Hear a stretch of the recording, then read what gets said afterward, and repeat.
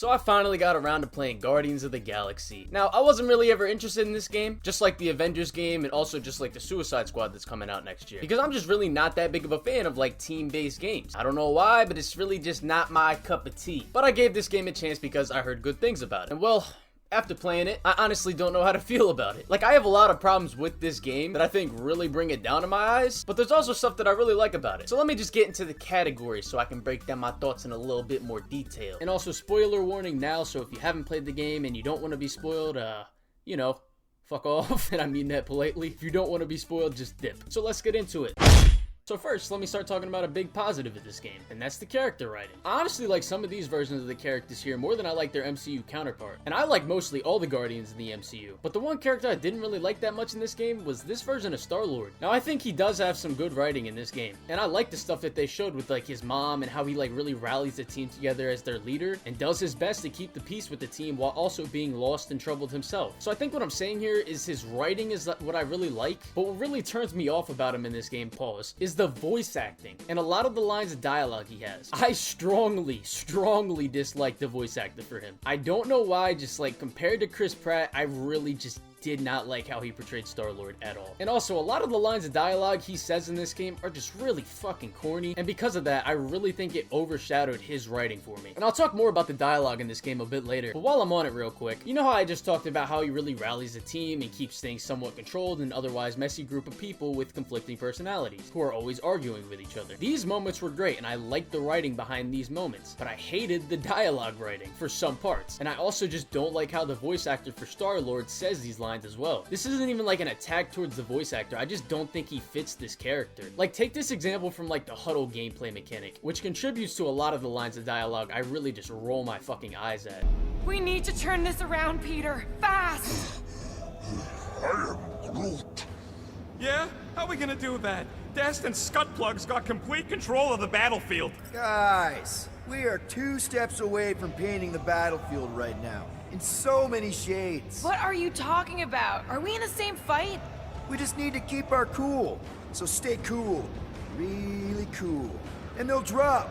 Who's with me? Legitimately, almost every time moments like this would happen, this motherfucker would say some cringy ass shit that just made me roll my eyes. He'd be like, dudes, or guys, come on. It's just like, oh my god. And it's not even in just the Huddle moments, but a lot of the times when the team is arguing, he says lines like this. He's like, guys, come on. I'm like, bro, shut up. But anyways, getting back on the topic of character writing, I think all the Guardians were either good or great in my opinion. My favorite character in this game was Drax. He actually had me laughing throughout the entirety of the story. He was like MCU Drax, but just more badass while also being more funny. And I also felt emotional when he had to like, I guess like metaphorically kill his family and like let them go. If you played the game, you know what I mean. Also, I just realized I'm comparing these characters a lot to their MCU counterparts, and that's because the inspiration the developers took from the MCU is clear. But it's also refreshing in mostly good ways, which I like, so I just had to say that. But Mantis in this game was my second favorite character. She was so fucking good. Not all that much from like the writing perspective, like, oh, this crazy character archetype shit, like, oh, she has this complex, like, it's not like that. But I just absolutely adored her personality in this game. Like, she was so good that she actually makes MCU Mantis look like a bad character, and I like MCU Mantis.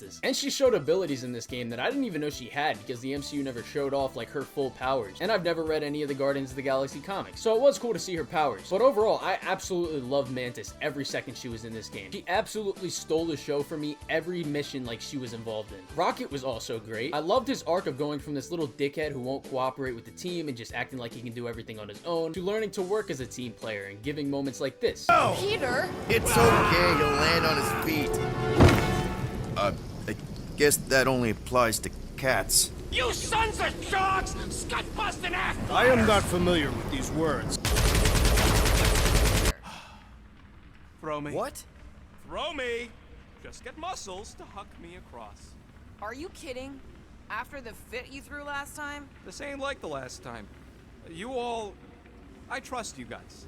And also overcoming his fear of water, which had a really sad history behind it, and I like that. It showed his vulnerability, and even though it seemed like such a little minor gripe to the team, it's something that Rocket, like, just is very, like, hard on himself about, I guess. Like, it just, I don't know how to describe it. Gamora, I didn't really like that much throughout the story, like most of the story, because I didn't feel like her character was really progressing, but I ended up really liking her towards the end, because of after this one moment. Every minute we waste. We don't have time to breathe. I know Raker brings back bad memories. This isn't about Thanos! It's about Nikki, and what men like Raker and Thanos do to girls like her. Like me. My sister. If I had just been better at protecting Nebula, maybe she wouldn't be dead. This moment showed her vulnerability and how her past trauma is still affecting her and why she's been acting like the way she was throughout the story. And I really like this, but I still kind of like MCU Gamora a little bit more. Groot? I mean, well, he was Groot. Cosmo the dog was another really cool character. And honestly, it wouldn't even have mattered to me if he wasn't written that well. Because he's a fucking talking dog that speaks in a Russian accent. Like, what's not to like about that? My mom died right in front of me when I was just a kid. Then Piotr Quill should know. Cosmo would work like dog to his family back. And on top of that, I think he was written pretty good, and he fit his role in the story perfectly and didn't overstay his welcome. Another character I really liked was Nikki. Her mom was okay. I didn't think she was good, I don't think she was bad, she was just But Nikki I liked as soon as she was introduced into the game, and I loved her back and forth banter with Quill at the beginning of the game. I think the moment when we finally free her from the purple thing was great, and I actually wanted to save her because I liked her character, so it kept me invested in the story. And then there were characters that were kind of just there. Lady Hellbender I didn't really think was good, but at least she had a fat ass. This guy, I don't even know his name because that's how forgettable he was. Adam Warlock wasn't really that good. And honestly, this version of Groot, I didn't really care for at all. Like, he was there throughout the whole game, and I feel like that's all he was, just there. Like, I barely noticed him. Like, maybe I missed something about his character. I'm usually very good at paying attention to a lot of details throughout games and their story aspects, but I swear, like, we could have gone this whole game without Groot, and it would not have mattered in the slightest. But hey, if I'm wrong about that, correct me in the comments, because honestly, right now, I can't think of any moments of Groot where I actually cared about him in this game. Now let's talk about the villain in this game, or like the main antagonist, the purple thing, and I also forgot what it was called, but I feel weird calling it a thing, so I'm just gonna call it Bob. I'm kinda at a weird state here with Bob. Like, on one hand, I think Bob was good in the sense that he put the Guardians through trauma and like making them face their past and like trauma from that, but on the other hand, I think his motivation was kind of just bland. Like, oh, I want to take over the galaxy. Why does Bob want to take over the galaxy, you might ask? Don't know. It was such a basic motivation with no real depth behind it, and it's something we've seen like thousands of times, but just done way better despite it being a pretty basic motivation. Like, there's other peoples that have done this motivation in a good way, but this time it just, I don't think it was really done all that well. Like, there was literally like no reason they gave behind why he just wanted to take over the galaxy. Like, there's nothing about his past, no like reasons why he hates the galaxy so much. There's nothing like that. It's just, I want to take over the galaxy. Why? Because I want to, like, I don't know. But the main antagonist was decent, I guess. I think the only part I really liked about him was the fact that he put the Guardians through like that trauma and helped them come together as a team, but that's about it. Now here is where I have my absolute biggest problem with the game, because that's what really holds it back from being great in my opinion. This game's story, despite me really liking it and really being invested in it, it still felt like a chore to play through during the last few chapters. I'd say about like the last 5 or 6 chapters, because after a while I actually started to hate the gameplay for this game. Like, it just was not fun at all after a while. Basically all it boils down to is this. This is an historic battle! The last stand! Something tells me we got one scratch ahead! Man, that giant robot can take a lot of pain! Spread out! A lot of room to cover here! Keep them goons off of me! Stay off that roasted stuff! Oh, man! Fury elevates our challenge in combat!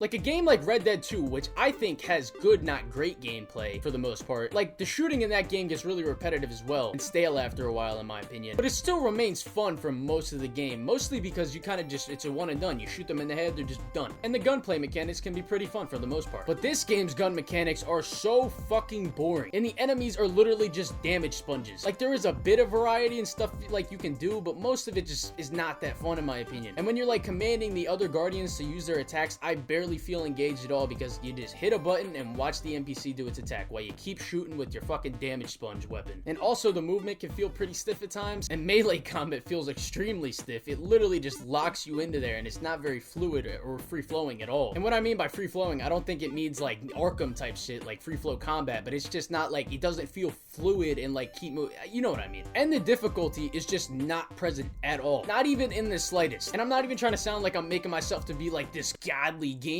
whose underwear has brown stains from sweating the game, even though I might have brown states. I don't know. I haven't checked in a while. Anyways, I played this whole game on the highest difficulty, and I promise you I died maybe 2 times. And I rarely even came close to dying unless I was just dicking around and not trying, because I would get so fucking bored during combat situations, which there are so fucking many of, by the way. And that wouldn't even be a bad thing if I actually had fun during these moments. I would literally just stand still and not care at all during a lot of the final acts of this game. And also, the enemy types in this game have like 0 depth to them. Like, sure, some of them have different moves and stuff they can do, but none of it's challenging in the slightest. And instead, they all just wind up feeling like boring damage sponges with different coats of paint on them. I don't even know how to describe it. I just really did not like this game's gameplay. I also found the Huddle ability to be stupid after a while, because not only was it very corny dialogue for most of them, but they just completely take me out of the fight, literally and figuratively. And I just did not like that. One thing I think would make the Huddle ability better is, again, if the dialogue wasn't so fucking corny. Like, during the boss fights, you would get the same recycled Huddle Up dialogue already heard before, and it feels like it has no correlation to the fight at all. So they should have definitely changed up the lines of dialogue in the Huddle ability during boss fights and certain story segments, so that it would actually make sense for the fight. But like I said earlier, it wouldn't have taken me out the fight, like literally and figuratively. But hey, at least there's some cool music that plays after it, so that's a plus, I guess.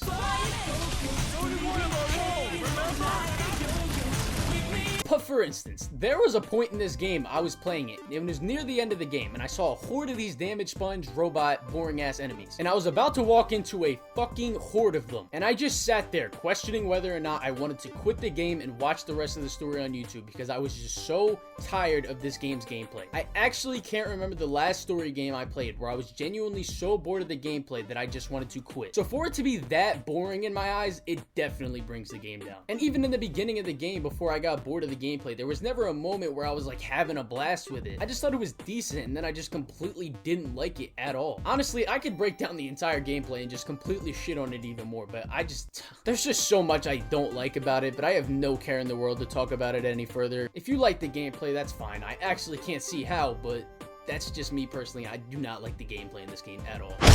And this goes the same way for the boss fights. I thought they were very underwhelming and lackluster. There was like 2 where I had a bit of fun. That was the octopus thing and the 2 brothers. But overall, they just weren't very fun. And that's mostly due to how easy they are, combined with the fact that I just don't like the gameplay. And also, none of them felt like they had any meaning or build up behind them. Like the old pedophile guy, that was not challenging at all in the slightest. On top of the fact that I just didn't care about the person we were fighting. There's things I love with boss fights. And the most important things that make a boss fight great, in my opinion, is number 1, the most important thing for me is, does the character have any emotional weight or impact behind them from like a character perspective? Example, Doc Ock boss fight from Spider-Man PS4. Number 2, this is the second most important thing to me, is it just straight up fun and or challenging? Does the boss have a good variety of moves that keep you on your toes, making the fight more mechanically engaging and things less predictable? For the most recent example I can think of this is a lot of the boss fights from God of War Ragnarok, especially Gina or Na. Number 3, is it visually pleasing, cinematic, or just feel awesome while playing it? And number 4, is it creative and unique from other boss fights? Example, Mr. Freeze boss fight from Arkham City. The boss fights in this game have none of these qualities for me, except maybe the visually pleasing part for a couple of them. And if the boss fight doesn't have at least 2 to 3 of these things, depending on like certain context behind situations and said boss fight, then it's a bad and or decent boss fight in my opinion. Like I said, depending on context of certain situations. And the boss fights in this game were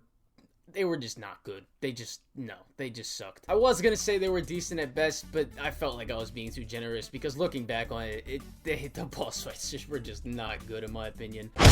Now, I think a lot of the world designs here are actually very great, and they're like very visually pleasing most of the time. And there's a lot of detail with the environments. Even when walking through like the ship and like the tunneling parts with Nikki, there was a lot of detail put in like the world and like just area designs here. So I think they did a really good job on that front. But I didn't find majority of the puzzles to be good. Most of them really like aren't challenging at all. And instead, majority of them just feel very tedious ways to prolong the game and not in any fun or interesting ways. Another positive is I think the soundtrack for this game is great. Just like the MCU Guardians movies. My only problem with the music in this game was I didn't like the original score that much. I think what carried the soundtrack mostly is like the 80s and 90s songs that were playing. And I really like those songs that they put in the game. But going back to the topic of world design, I fucking love Nowhere. It was so beautifully designed, and I honestly spent like 30 minutes just walking around doing like the little mini games and just exploring how beautiful this like design was. I really liked Nowhere, and I think that was my favorite location. And also, I never really ran into like any bugs while playing this game. There's maybe like 1 or 2 bugs max. There was one really funny bug though with Drax, so I don't even want to count it as a bug. I'll just let it slide because that made me laugh. Where shall I put Drax, it? buddy, I'd love to see that gun. Certainly. Where shall I move it? It'd look better in orbit. Easily. Where shall I put it? Hurl that thing, man. Certainly. Where shall I move it? But with all the bashing I've been doing in this game, you're probably wondering if I think it's good or not. And well, I think it's decent. I think it's like good slash decent. Like I'm kind of in the middle ground of that area. Despite all the glaring issues I have with this game, I really did enjoy the story and character moments in this game. And if I would have enjoyed the gameplay, I think I would have given this game like an 8 or an 8.5, and I think it would have been great, like I said. But it just wasn't that. But I'm gonna give this game like a 6.5 out of 10. It's a game I won't ever replay because the gameplay just really brings it down for me. But I had a good time with the story. Now there's other games where I think the gameplay is just like decent at best. For instance, like The Last of Us Part 1. But a game like that does everything else perfectly to the point where the gameplay only being decent, in my opinion, doesn't really bring it down that much. And honestly, the gameplay in The Last of Us is better than it is in this game. But with this game, like I said, I really enjoyed the story aspects of this game, but they just weren't anything crazy, great, or fantastic in my opinion. Like, I think the story was borderline great. Like, not fully great, but like borderline great, so it would probably be like a 7.9. Combined with all the other like things I like about it and dislike about it, I don't know how to give my honest, like, I really don't know how to rate this game. So I'm just gonna stay with the 6.5. But yeah, if you've played the game and you like it or dislike it, let me know your thoughts in the comments. And thank you for watching the video. If you made it this far, I really appreciate you. And yeah.